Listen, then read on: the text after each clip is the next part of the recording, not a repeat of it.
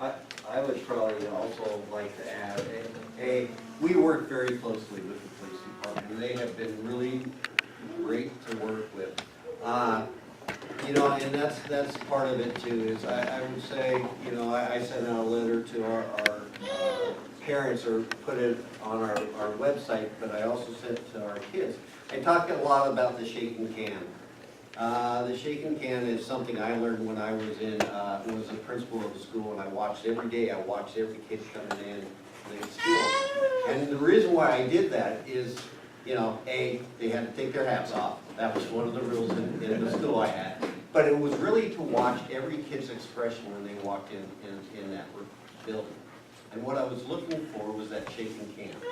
That was that kid that came in that had something happen to him the night before, had something happen the day before or something, just looked upset. And what I did is, rather than just ignore it and go, ooh, someone's gonna have a bad day, one of the teachers is gonna have a bad day, is all I had to do was go talk to him and just say, why don't you go in my office for a minute, I'll come talk to you in a minute. What I was doing is, then I'd go in and talk to him, they tell me, Mom and Dad had a fight the night before. My older sister's getting married and the house is a mess right now. Even nice events sometimes will stress out a kid. But what we were doing is trying to prevent things. And that's what I told my staff to do. Keep looking for that shake and can. Look for those kids that you need to talk to, just to find out what, is bothering them. Because I think that's sometimes, nationally is what we forget to do occasionally, is forget to look for those people that need to be talked to. The other thing is, this community, a lot of things have been working well. Latah Recovery Center just had a breakfast and raised $27,000 in one morning. That was awesome. So they're looking at mental health. We're having marches in the community about guns and safeties. If I say anything on guns, put locks on your guns. I've had 3 suicides in my career of students. 2 of those suicides, I will tell you, were kids that you would have thought were top of the class, had everything going for them, but they had one bad night.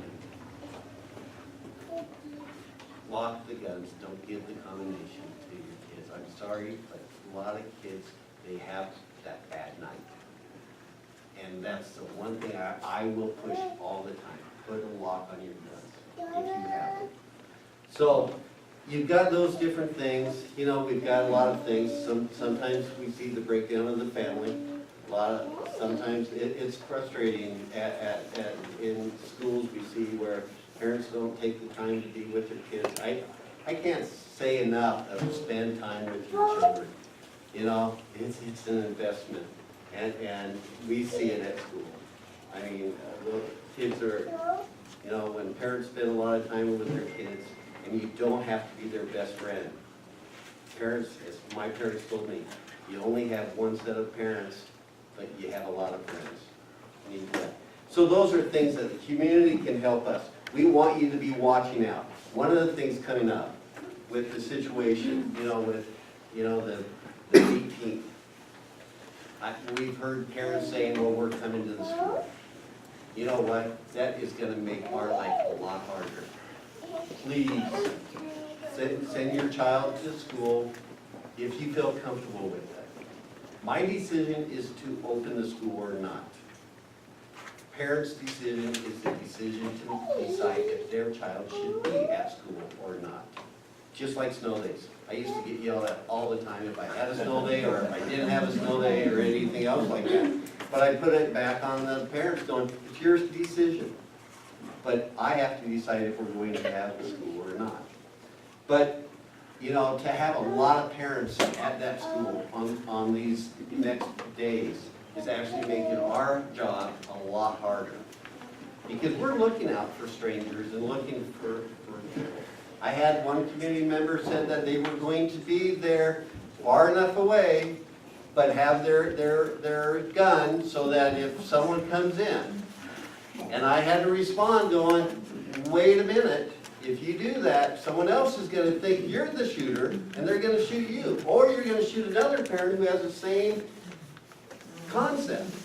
Now, I don't need a Hatfield and McCoy's type of situation in our school setting. We are trying to take care of this situation and keep the children feeling comfortable enough to get an education that day. I refuse to panic. You guys pay me not to panic in these situations.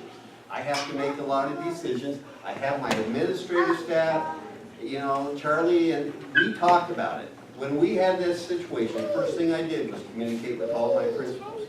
Say, okay, we got a situation here. We had communicated with the police. It was a situation we do have some time here. We can prepare and get ready because it said April 18th. Typically, if they say April 18th, it's going to be near there. It's not going to be the next 5 minutes. So we were doing that. Fortunately, it got to the news. The newspaper sent out something, left out a little bit of information that was pretty pertinent, and then it went to Facebook, and it was a national forest fire at that time in a very short time. You know, and then we're trying to get information out and trying to get it back up. I didn't respond to a lot of emails because what we were doing is trying to just collect everything, look at it. We reviewed it as administrative staff and said, okay, we need to answer these questions. Hey, here's the thing that, you know, some people had some good points saying, hey, we noticed this door was open, thank you. We talked about it, we make sure that will happen. We had different ideas, we had some that might not have been great ideas, but we listened to them. And then I sent a letter out trying to respond to the ones we felt were pertinent to do. I will send out another letter prior to next week, just basically saying, please don't come and stand out guarding our schools and stuff like that. We do have it covered. The locking system, you know, for the door locks has helped a lot. One of the safest places is, it's shown in schools that if they can get their door locked in their classroom, they're safe. I believe, I've heard that they have not gotten into a room and shot that the door was locked. So we're telling our staff, you gotta have your doors locked, get it structured. We're looking at our doors right now saying, you know, there's gadgets now out there to help because, you know, most school doors, where do you lock? From the outside. So you'd have to go outside and lock. You know, and they'll sell you really expensive gadgets. I know my last school district, what we did is we put one of those little latches, you know, slide latches, and we told them, lock your door, put that slide latch out. The door closes, it hits the frame, it just closes almost all the way except for that last, you know, half inch. So it wouldn't lock that door. And so all they had to do is flip that latch, and the door would shut rest away. That cost us 50 cents. Yes.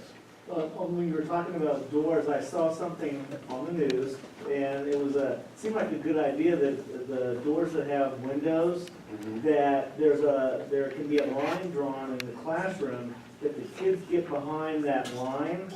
And so I don't know if you guys are doing that, but the kids get behind the line, So you and know then the shooter can't see. Yeah. And then they pop open some desks to be able to kind of lay it down so that there's a little bit of that safety. That seemed like a pretty good idea, and so, And those I'm sure that you guys will look at it, a lot of different things like that. But that seemed like that sounded like a proactive thing. Simple things, and those are things that we'll take back and look at it and do that, you know. And we're trying to look at what are simple things we can do in the background, still not panicking our students, because that's where they're feeling right now, and so I'll tell you, our staff is too, they worry about it. You know, and unfortunately, and I hate saying this, we cannot stop evil. Flat out. What we're trying to do is reduce it as much as possible, prevent it as much as possible.